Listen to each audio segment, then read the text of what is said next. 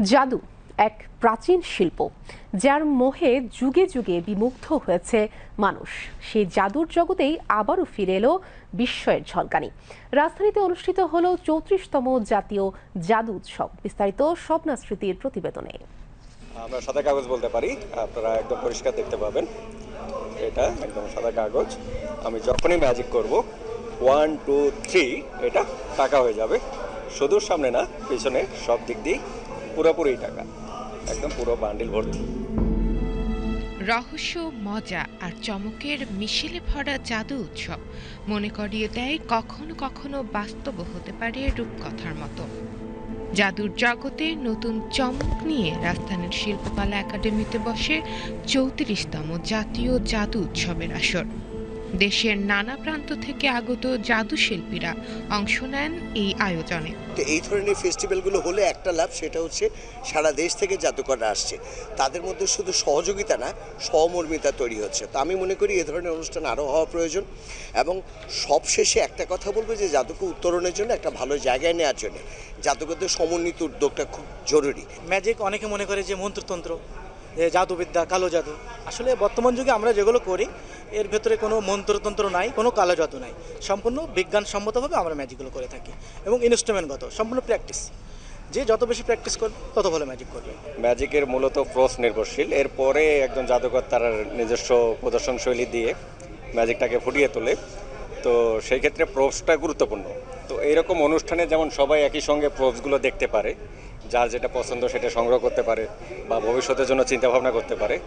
তো যে কারণে এরকম অনুষ্ঠান সবসময় হওয়া দরকার। এখন নতুন প্রজন্মের যে সমস্ত মিউজিশিয়ান এখন হচ্ছে, তারা এখন অনেক দূরে এগিয়ে গেছে। এখন আর একটু প্র্যাকটিস যত করবে ততই এগিয়ে যাবে। কাজে এদের এখন শুধু একটু প্র্যাকটিসের দরকার। প্র্যাকটিস করলে পরে এরা বিদেশির সঙ্গে তাল মিলিয়ে এরা চলতে পারবে ইনশাল্লাহ। রঙিন পোশাক আর হুবহু নিখুঁত কৌশলে দর্শকদের মুগ্ধ করেছেন জাদুশিল্পীরা। কখনো কার্ড, কখনো বাক্স কিংবা হঠাৎ গায়েব হয়ে যাওয়া, সবই যেন ছিল এক রহস্যের নাট্যমঞ্চ। আমি ম্যাজিক শো দেখতে অনেক ভালোবাসি। আমার একটা ড্রিম ছিল আমি ম্যাজিক শো দেখবো একদিন। আমি চাই একদিন ম্যাজিক দেখবো, শিখবো, অনেক কিছুই করতে পারবো। ম্যাজিশিয়ানটাকে আমি এর আগে মিডিয়াতে দেখেছি, but this is the first time I am seeing him in real life.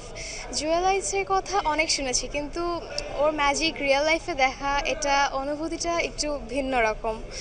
This is the first time I M ever seeing him in real life. না, ডেফিনেটলি এটা একটা কারণ। আমি যে ওনার জুয়েলাইজ, ওনার কথা শুনতেছিলাম যে উনি যেটা বলতেছিল যে উনি কিন্তু ম্যাজিশিয়ান একজন কিন্তু অ্যাক্টর। তো একজন অ্যাক্টর কিন্তু পারে একটা সমাজের অনেক দিক, ভালো দিক, খারাপ দিক, সব দিকগুলাই এখান থেকে ফুটিয়ে তুলতে। তো ডেফিনেটলি এখান থেকে ভালো কিছু শেখার আছে এবং এই শিল্পের মাধ্যমে, ঠিক আছে, মানুষের লাইফটাকে, ইভেন সমাজের যে খারাপ দিক এবং ভালো দিকগুলা, দুইটা দিকই এখান থেকে বের করে নিয়ে আসা সম্ভব। বিশ্বজুড়ে জাদু এখনও বিনোদনের জনপ্রিয় মাধ্যম। আমাদের দেশেও সেই ঐতিহ্য টিকিয়ে রাখতে কাজ করছেন জাদুশিল্পীরা। এই উৎসবে তরুণদের অংশগ্রহণও ছিল চোখে পড়ার মতো। জাদু শুধু বিনোদন নয়, জাদু একটি শিল্প। আর 34তম জাতীয় জাদু উৎসব এর সুন্দর মুহূর্তগুলো মনে করিয়ে দেয় জাদু শিল্প এখনও জীবিত। স্বপ্না স্মৃতি, বিটিভি নিউজ, ঢাকা।